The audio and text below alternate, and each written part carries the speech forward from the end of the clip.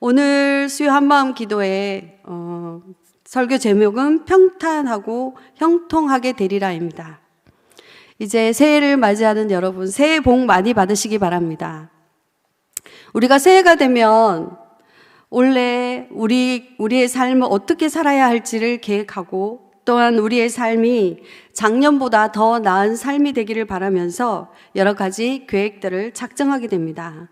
물론 그것이 작심삼일이 되더라도 작년에 이루지 못한 것들은 올해는 꼭 이루어보리라는 비장한 각오로 작정을 하게 되는 거죠. 그것은 미래에 대한 소망과 희망으로 삶을 계획하게 되는 것입니다.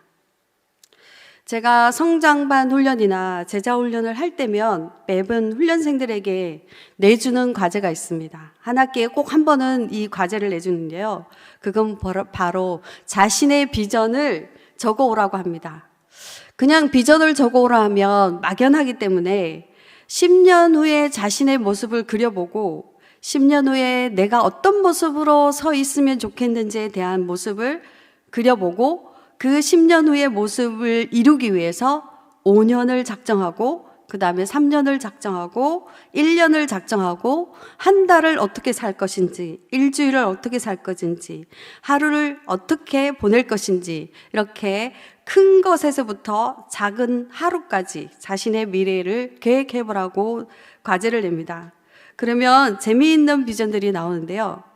그리고 훈련생들이 이렇게 말합니다. 아무 생각 없이 사는데 이렇게 10년 후의 모습을 그려보고 어떻게 살아야 될지를 그려보니 이제 무엇을 하면서 무엇을 바라보면서 어떻게 살아야 하는지에 대한 꿈이 생겼다고 말합니다. 새해를 시작하는 요즘 여러분들은 한 해에 대한 어떤 소망과 꿈이 있습니까? 우리는 가보지 않는 길, 가보지 않는 시간, 겪어보지 않는 미래에 대한 막연한 두려움이 있습니다. 새해가 되면 새로운 것에 대한 설렘도 있겠지만 우리 앞에 어떤 일이 펼쳐질지에 대한 두려움이 있을 것이라 생각합니다.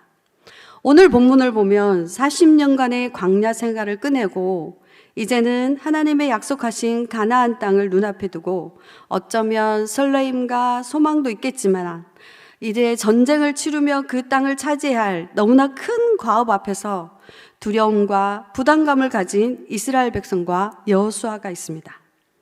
그리고 지금까지 그 광야길을 걷는 동안 어려움을 만날 때마다 해결사 같이 앞에서 길을 인도하던 모세가 죽었기 때문에 이들은 너무나 큰 두려움에 빠져 있었을 것입니다. 또한 40년 광야길에서 지도자 모세에게도 조금만 힘들면 되돌고 애굽의 시절로 돌아가겠다고 말하던 불순종과 불만이 많은 이 백성을 이끌어야 할 여호수아의 심정은 더 착잡한 심정일 것이라고 생각됩니다. 그러나 하나님은 여호수아에게 명령하십니다. 1절과 2절에 보면 여호와의 종 모세가 죽은 후에 여호와께서 모세의 수종자 눈의 아들 여호수아에게 말씀하여 이르시되 내 종 모세가 죽었으니 이제 너는 이 모든 백성과 더불어 일어나 이 요단을 건너 내가 그들 곧 이스라엘 자손에게 주는 그 땅으로 가라. 하나님은 모세가 죽은 후에 그의 수종자 여호수아를 리더로 세웠습니다. 뜬금없이 여호수아가 리더로 세워지니까 그럼 그가 어떤 사람이기에 갑자기 이스라엘을 이끌 리더로 세워졌을까요? 우리 모세의 수종자 여호수아에 대해서 한번 알아보도록 하겠습니다. 여기서 수종자는 시종, 머슴 아이를 뜻합니다. 한마디로 모세의 옆에서 심부름하던 사람이라는 거죠. 시종이라는 단어는 우리가 잘 아는 선지자 사무엘이 엘리 제사장의 시종으로 엘리 제사장을 하나님처럼 섬긴 것을 묘사한 것을 보면 여호수아 또한 모세를 하나님처럼 섬긴 사람입니다. 또한 시종이란 단어는 우리가 잘 아는 엘리야가 엘리사를 세울 때 시종이라는 단어를 씁니다. 여기서 여호수아와 엘리사 이 두 사람의 공통점은 지도자의 자리에 앉기 전에 선임자를 받들어 섬긴 인물입니다. 그들은 직접적으로 간접적으로 시종으로서 지도자의 훈련을 충실하게 받을 수 있었던 것입니다. 성경에서 여호수아의 처음 등장은 출애굽기 17장 장수로 등장합니다. 출애굽기 17장 13절에 보면 여호수아가 칼날로 아말렉과 그 백성을 쳐서 무찌르니라. 여호수아는 아말렉 전투에서 모세가 산꼭대기에서 손을 들어 양 옆에 아론과 훌이 모세를 손을 받들어 모세의 손이 올라가면 이기고 모세의 손이 내리면 전투에서 지는 아말렉과의 전투에서 직접 전쟁을 치룬 장수가 바로 여호수아입니다. 그는 모세의 시종으로 용감한 장수였던 것입니다.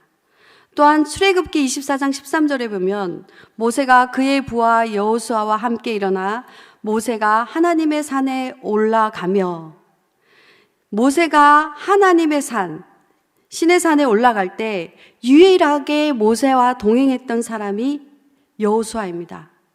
여호와의 영광이 신의 산 위에 머무를 때 구름이 6일 동안 산을 가린 후 일곱째 날 여호와께서 구름 가운데서 모세를 부르실 때 여호수아만 모세와 함께 하나님의 산에 올라갔던 것입니다. 그는 정말 충실한 시종드는 역할을 감당했기에 신의 산에 유일하게 모세와 동행한 축복을 누린 사람이었던 것입니다. 또한 민수기 14장 7절에서 9절까지 보면요, 이스라엘 자손의 온 회중에게 말하여 이르되 우리가 두루다니며 정탐한 땅은 심히 아름다운 땅이라. 여호와께서 우리를 기뻐하시면 우리는 그 땅으로 인도하여 들이시고 그 땅을 우리에게 주시리라. 이는 과연 젖과 꿀이 흐르는 땅이니라. 다만 여호와를 거역하지 말라. 또 그 땅 백성을 두려워하지 말라. 그들은 우리의 먹이라. 그들의 보호자는 그들에서 떠났고 여호와는 우리와 함께 하시느니라. 그들을 두려워하지 말라. 12명의 정탐꾼이 가나안 땅을 정탐하고 나서 악평을 할 때 가나안 땅은 정말 젖과 꿀이 흐르는 땅이고 여호와 하나님이 우리에게 주신 땅이고 여호와 하나님이 함께하면 가나안 족속들은 우리의 먹이라 라고 갈렙과 함께 보고했던 믿음의 사람이 여호수아였던 것입니다. 다른 사람들 눈에는 보이는 것으로 인해서 그들은 아낙 자손이고 우리는 저들에 비해 메뚜기에 같다고 할 때 그들은 약속의 말씀을 믿었기에 하나님이 우리와 함께 하면 그들은 우리의 먹이라라고 고백한 믿음의 사람이었던 것입니다. 또한 모세가 죽으면서 여호수아를 안수할 때 신명기 34장 9절에 보면 모세가 눈의 아들 여호수아에게 안수하였으므로 그의 지혜의 영이 충만하니 이스라엘 자손이 여호와께서 모세에게 명령하신 대로 여호수아의 말에 순종하였더라. 하나님은 여호수아를 훈련시키셨습니다.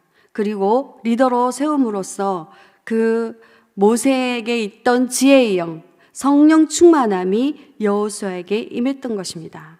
여호수아는 갑자기 리더로 세워진 것이 아니라 하나님께 훈련받은 리더였던 것입니다. 그러나 여호수아는 두려웠을 것입니다. 앞에 놓여진 가나안 땅, 정복의 사명 앞에 40년간의 광야 생활 끝에 이제는 가나안 땅을 그냥 들어가는 것이 아니라 전쟁을 치러야 하는 상황이고 이 백성들이 순종을 잘하고 말을 잘 듣는 백성이 아닙니다. 위대한 지도자였던 모세에게도 대들던 그들이 그 다음 후계자인 여호수아의 리더십에 순종할는지 의문입니다. 원래 어떤 단체의 훌륭한 리더 다음에 리더는 엄청난 부담감이 있는 것이 사실입니다. 모세가 어떤 사람이었습니까? 40년간의 광야 생활에 백성들의 먹을 것, 입을 것, 전쟁과 힘든 상황을 잘 이끌어온 사람이며 이스라엘에게 있어서 모세는 엄청난 리더였기 때문에 그 후임자인 여호수아는 정말 두렵고 떨릴 수밖에 없으며 앞으로 헤쳐나가야 할 모든 일들의 가운데 본인이 잘할 수 있을까 하는 두려움이 얼마나 컸을까요? 이렇게 두렵고 떨려있는 여호수아에게 하나님은 명령하십니다. 강하고 담대하라고 하십니다. 그러면 우리가 강하고 담대하려면 어떻게 해야 할까요? 강하고 담대하라고 하십니다. 이스라엘 백성은 주저앉아서 일어날 수가 없었습니다. 앞에 지워진 문제를 극복할 수 없었습니다. 더 이상 나아갈 수 있는 힘도 의욕도 없습니다. 왜냐하면 그들을 이끌던 모세가 죽었기 때문에 절망과 두려움에 가득 차 있었습니다. 이제 자기들이 가야 할 저 가나안 땅을 포기해야만 하는, 아니 포기하고 싶은 마음이 가득 찬 상태였을 것입니다. 두려움이 그들을 지배하고 있었습니다.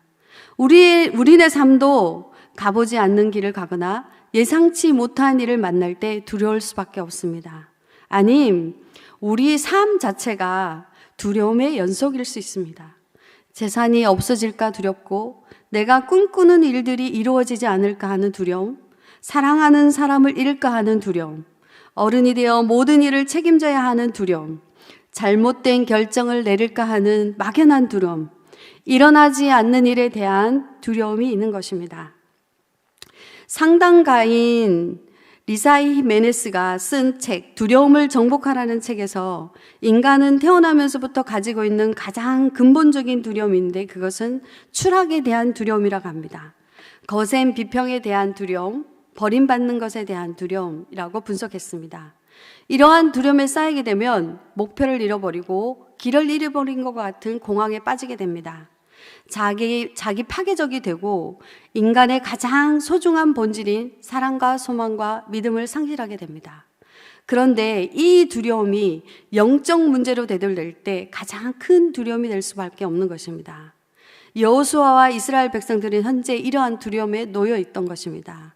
아마 앞에는 홍해, 뒤에는 애국 군사들이 자신들을 죽이려고 달려들 때 앞으로 또 가지 못하고 뒤로도 가지 못하는 상황에 있을 때와 같은 두려움에 쌓여 있을 수밖에 없었던 것입니다. 이럴 때 우리는 약속의 말씀을 기억해야 합니다. 9절에 보면 내가 내게 명령한 것이 아니냐, 강하고 담대하라, 두려워하지 말며 놀라지 말라, 내가 어디를 가든지 내 하나님 여호와가 너와 함께 하느니라 라고 말씀하셨습니다. 이 말씀은 꼭 야곱이 형 에서를 피해 밧단아람으로 도망하면서 광야에서 하나님을 만난 장면이 떠오릅니다.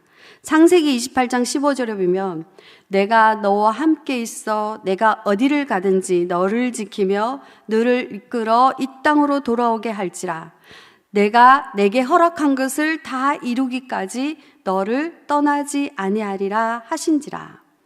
여기서 함께하다는 결합하다는 뜻입니다. 뗄래야 뗄 수 없는 관계를 강조하는 말입니다. 예수님께서 승천하실 때 제자들에게 주신 약속의 말씀이 바로 이 단어입니다. 보라, 내가 세상 끝날까지 너희와 함께 있으리라. 우리는 주님과 뗄래야 뗄 수 없는 아주 친밀한 관계 속에 있다는 말입니다. 주님은 우리와 항상 함께 하신다고 말씀하셨습니다. 지금 야곱의 처지는 어떻습니까? 에서한테 쫓겨서 도망가는 도망자의 신세입니다. 아버지 이삭의 집에 있을 때는 그래도 나름대로 기원받으면서 잘 먹고 잘 살았는데, 하루아침에 형 에서의 눈을 피해 그 멀리 사는 삼촌의 집을 도망가야 하는 도망자 신세에다가 가다 이제는 겨우 한숨을 돌리려고 보니 해가 지고 어둠이 찾아왔습니다. 이제 길바닥에서 잠을 청해야 하는 그 처량한 신세가 된 것이죠. 돌베개를 베고 잠을 청하는데 야곱의 마음이 어땠겠습니까? 그런 야곱에게 하나님이 먼저 찾아오셨습니다. 지륵 같은 어둠 속에서 철학맞게 돌베개로 잠을 청할 때 어디선가 사나운 짐승이 나올 것 같은 그 두려움에 쌓여있고 외롭고 쓸쓸한 야곱에게 하나님이 먼저 찾아오셨습니다.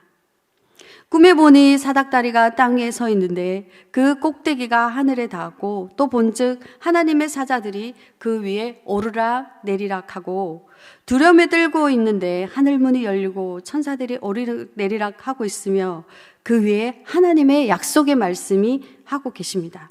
내가 너와 함께 있어 내가 어디로 가든지 너를 지키며 너를 이끌어 이 땅에 돌아오게 할지라, 내가 내게 허락한 것을 다 이루기까지 너를 떠나지 아니하리라.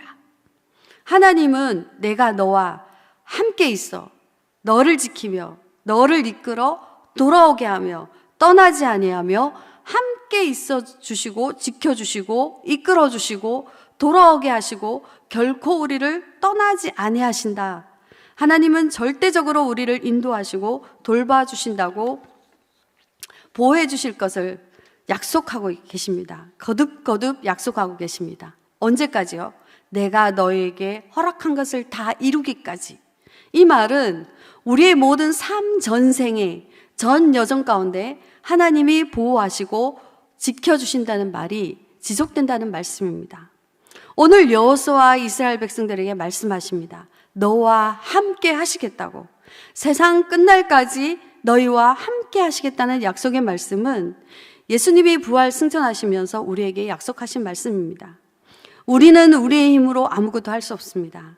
그러나 우리 주님이 함께 하시기에 강하고 담대할 수 있습니다. 왜냐하면 그분이 강하시기 때문입니다. 전지전능하시고 무소부재하신 하나님이시기 때문입니다. 능하신 주께서 우리의 대장이시기 때문에 대장 대신 우리 주님과 함께 할 때 우리는 승리할 수 있습니다. 요한복음 16장 33절에 이것을 너에게 이르는 것은 너희로 내 안에서 평안을 누리게 하려 함이라. 세상에서는 너희가 환난을 당하나 담대하라. 내가 세상을 이기었노라. 세상을 이기신 그분이 우리 주님이시고 그분이 우리와 함께 하신다고 하셨기에 우리는 담대할 수 있습니다. 우리가 두려움을 극복할 수 있는 또 다른 방법은 비전과 꿈을 바라볼 때 할 수 있습니다. 3절과 5절을 한번 보겠습니다. 3절에 보면 내가 모세에게 말한 바와 같이 너희 발바닥으로 밟는 곳은 모두 내가 너에게 주었노니. 또 5절에 보면 내 평생에 너를 능히 대적할 자가 없으리니 내가 모세와 함께 있었던 것 같이 너와 함께 있을 것임이니라. 내가 너를 떠나지 아니하며 버리지 아니하리니.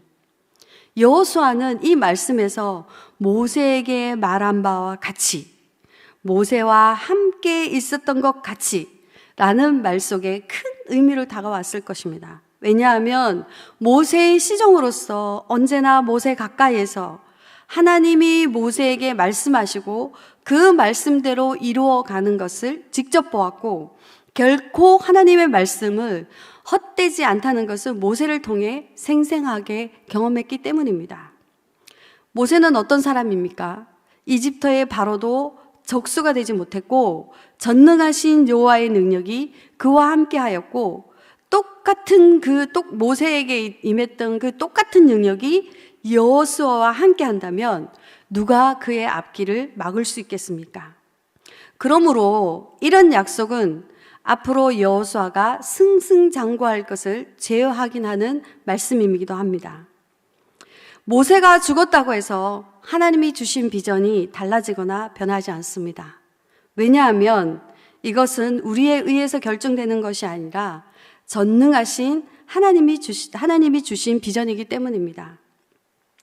이스라엘이 지금까지 40년 광야 생활을 힘들게 걸어온 것은 하나님이 주시겠다고 약속하신 그 땅을 바라보며 걸어왔던 것입니다. 하나님은 갈대아우르에서 아브라함을 부르시고 가나안 땅으로 인도하셨습니다.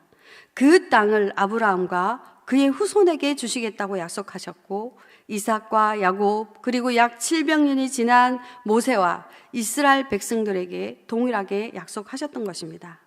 하나님의 약속은 변하지 않습니다. 하나님의 백성에게 주신 가나안 땅은 축복의 땅입니다.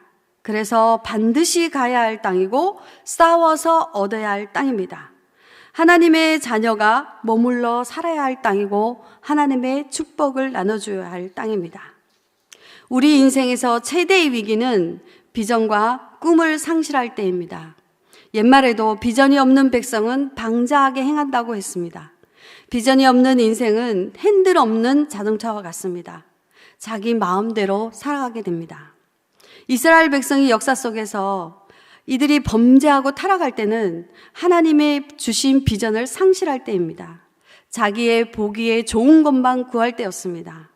우리는 어떤 일을 계속함에 있어서 아무런 비전 없이 시간의 흐름 속에서 익숙해지고 만성화되면 지치거나 힘을 잃어버립니다.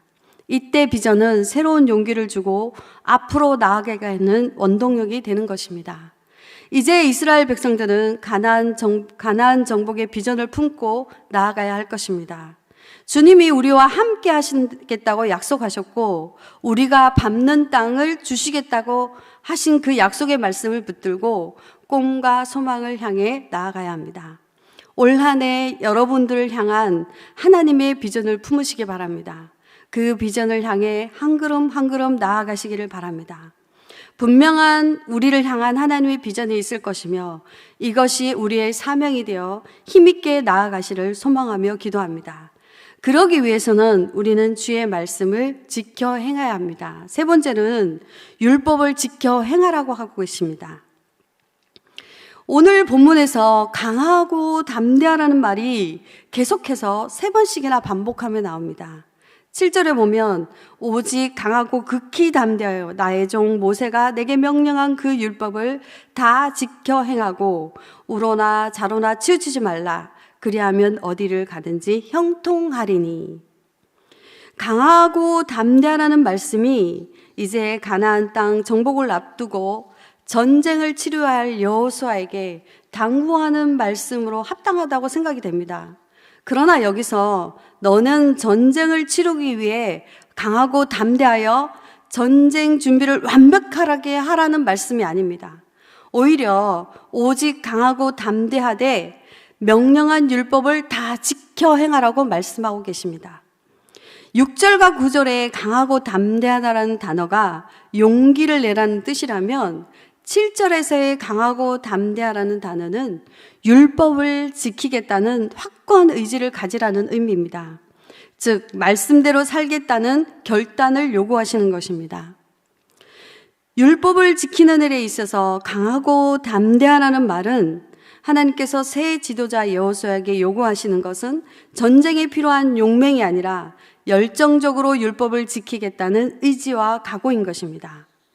율법을 지키는 일에 있어서 강하고 담대하라는 권면은 온 마음으로 율법을 지키는 일에 힘을 쏟으라는 것이며 우리가 살아가다 보면 성경의 말씀대로 사는 것은 불편함과 손해를 끼칠 수 있습니다.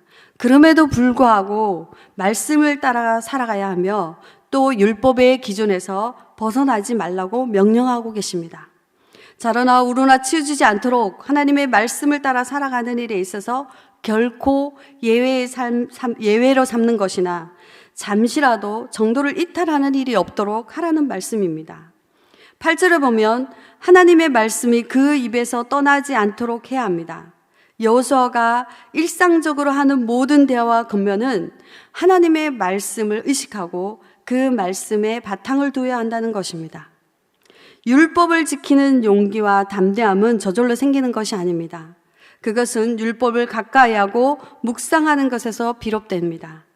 하나님은 이 율법책을 내 입에서 떠나지 말게 하고 밤낮으로 읊조리라고 명령하십니다. 율법을 지키는 용기와 담대함은 율법 그 자체의 힘에서 옵니다. 그것은 인간의 의지가 만들어낼 수 있는 것이 아니기 때문입니다. 늘 율법을 소리내어 읽고 그 의미를 되새겨 묵상할 때 마음이 움직이고 용기가 세어서 율법에 순종할 수 있게 되기 때문입니다. 그렇게 할 때에야 비로소 여호수아와 이스라엘이 성공할 수 있고 그 길이 형통할 수 있습니다. 전쟁에서의 승리는 이스라엘의 군사력과 여호수아의 훌륭한 전술에 달려 있는 것이 아니라 그들이 하나님의 말씀을 얼마나 순종하느냐에 달려 있는 것입니다. 왜냐하면 전쟁은 하나님께 속한 것이기 때문입니다. 그러므로 가나안 정복을 앞둔 이들에게 온 마음을 다해 율법을 준수하는 것은 전쟁에서 승리하기 위한 그 어떠한 준비보다 중요한 것입니다. 하나님이 여호수아와 이스라엘의 공동체에게 명령하신 것은 하나님의 말씀을 따라 살아가라는 명령입니다. 이스라엘 공동체는 모세를 통해 지금까지 인도해낸 자신의 친백성이라고 하십니다. 모세의 믿음은 하나님의 말씀을 따라 걷는 것이었고 그로 인해 이 백성이 주님의 인도함을 받았다는 것을 일깨워줍니다. 그리고 앞으로 어떠한 환경 속에도 하나님의 말씀을 따라 살아가면 이 백성을 버리거나 고통 속에 버려두지 아니하리라고 약속하십니다. 오늘 우리가 어떤 상황 속에도 따라야 할 삶의 원리가 바로 이 말씀을 묵상하고 그 안에 기록된 대로 다 지켜 행하는 것입니다. 그럴 때 하나님은 어떤 환경과 상황 속에서도 백성의 삶을 지켜보시고 그 미래를 열어가신다고 약속하셨습니다. 하나님이 살아계신 것처럼 그분의 명령과 약속도 살아있습니다. 하나님의 어떠하심과 같이 그분의 명령과 약속도 또한 그러합니다. 그러므로 하나님의 신실하심과 그분의 능력을 믿을 때 더욱 강하고 담대하게 말씀에 순종할 수 있습니다. 말씀을 정리하겠습니다. 올 한 해 여러분의 삶이 평탄하고 형통하기를 원하십니까? 형통이라는 단어를 보면 우리는 요셉이 생각납니다. 요셉이 여호와 하나님과 동행함으로 형통함을 누렸다는 말씀이 생각납니다. 그러나 우리가 요셉의 삶을 보면 고난의 연속이었습니다. 형들에 의해 노예로 팔려가고 보디발의 집에서 종으로 살면서 그 아내 때문에 오해받아 감옥에 갇히고 감옥에서 꿈을 해석해주고 금방 풀려날 줄 알았는데 2년이라는 세월을 보내야 했습니다. 그러나 하나님은 그런 요셉의 삶에 항상 함께 하셨고 요셉을 통해 많은 사람들을 구원의 역사를 이루는 역사를 보게 되었습니다. 형통이라는 말 속에는 우리의 삶이 아무 고난 없이 평안함을 뜻하는 것이 아니라 여호와 하나님과 함께하는 삶 속에서 고난 중에도 형통한 삶이 있다는 것을 깨닫게 됩니다. 여러분, 올 한 해 우리 주님과 함께 하시는 삶이 되기를 소망합니다. 그래서 형통한 삶이 되기를 기도합니다. 우리 주님이 약속하셨습니다. 내가 너와 함께하며 어디를 가든지 지키시며 세상 끝날까지 함께 하시겠다고 약속하셨습니다. 그 약속의 말씀을 기억하시면서 함께 주님과 동행하는 삶이 되기를 바랍니다. 또한 평탄하시기를 원하십니까? 평탄하게 되는 방법은 율법대로 그 안에 기록된 대로 주야로 묵상하며 그것을 다 지켜 행하는 것입니다. 이 말씀을 보면 시편 1편이 생각납니다. 복 있는 사람은 그 율법을 즐거워하여 그 율법을 주야로 묵상하며 시냇가에 심은 나무가 열매를 맺은 같이 풍성하게 된다. 여기서 복 있는 사람이 누구인가요? 복 있는 사람은 이미 복을 받은 사람을 뜻하는 것입니다. 누가 복을 받았습니까? 다른 뜻으로 한다면 진짜 행복한 사람이 누가 행복합니까? 여기서 행복한 사람은 에덴의 행복을 뜻합니다. 즉 아담이 죄를 짓기 전에 하나님과 함께 에덴 동산에 있었던 행복, 즉 우리는 주님과 함께 있을 때 행복합니다. 그래서 복을 받은 사람은 율법을 즐거워하여 그 율법을 주야로 묵상하게 되고 그 말씀대로 살아간다는 것입니다. 여기서 주님과 함께하는 삶이야말로 복을 받은 사람들이고 그래서 율법을 즐거워하게 된다는 것입니다. 여러분, 평탄하고 형통한 삶이 되려면 언제나 주님과 함께 하시며 그 복된 삶이 말씀대로 살아가는 것이며 말씀대로 살아가는 것이 즐거워 주야로 말씀을 묵상하게 되고 그 뜻대로 살아가게 되는 것입니다.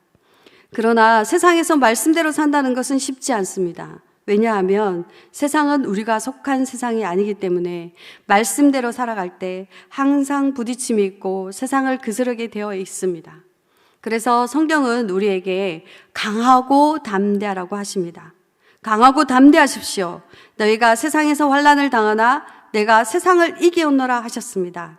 대장 되시는 우리 주님이 우리와 함께 하심으로 승리하는 삶이 되시기를 기도합니다. 올 한 해 말씀대로 살며 말씀이 이끄는 삶, 내 발에 등불이 되는 말씀을 붙들고 살아가는 삶이 되며 항상 주님과 동행하는 삶으로 인해 형통하고 평탄한 삶이 되기를 소망합니다. 우리 함께 찬양드리겠습니다. 주님 뜻대로 살기로 했네. 찬양드리며 나아가겠습니다.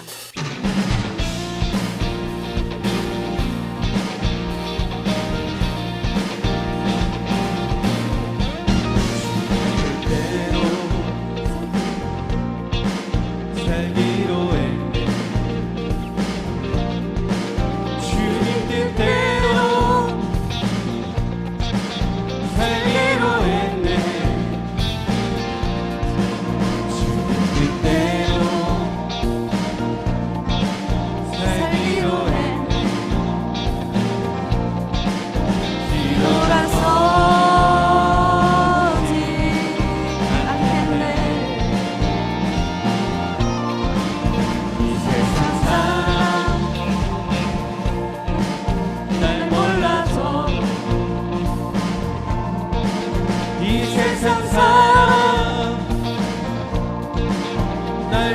몰라줘도 이 세상 사람 날 몰라줘도 뒤돌아서지 않겠네. 뒤돌아서지 않겠네. 뒤돌아서지 않겠네. 뒤돌아서지 않겠네. 어떠한 시련이 와도 수많은 유혹 속에도 진실하신 주님 약속 난 붙들리라. 세상이 이해 못하고 우리를 조롱하여도 진실하신 주님 약속 난 붙들리라. 결코 돌아서지 않으리. 세상 등지고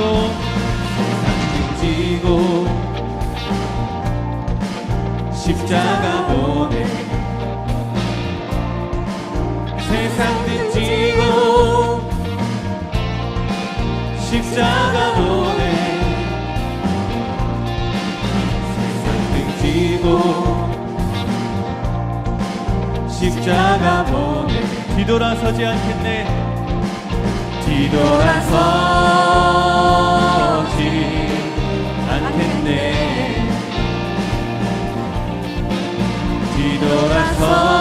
뒤돌아서지 않겠네. 어떠한 시련이 와도 수많은 유혹 속에도 진실하신 주님 약속 난 붙들리라. 세상이 이해 못하고 우리를 조롱하여도 진실하신 주님 약속 난 붙들리라. 결코 돌아서지 않으리. 우리 말씀 생각하면서 함께 기도 제목 읽고 기도하며 나가길 원합니다. 함께 기도 제목 읽겠습니다. 여호수아처럼 일상의 자리에서 성실과 책임감으로 자신의 일들을 감당하여 주님 앞에 충성된 일꾼으로 쓰임받게 하소서. 아멘. 우리 앞에 놓인 현실이 어렵고 힘들고 좁은 길이고 십자가의 길지만 우리 주님이 함께 하심을 믿고 나아가게 하시고 형통한 삶을 누리게 하소서. 아멘. 2025년 새롭게 시작하는 우리가 강하고 담대하여 주야로 주의 말씀을 묵상하고 그 말씀을 즐거워하여 그 말씀대로 살아갈 때 평탄한 삶이 되게 하소서. 아멘. 우리 말씀 기억하면서 주여 한번 부르며 기도하며 나가겠습니다. 주여 살아계신 분의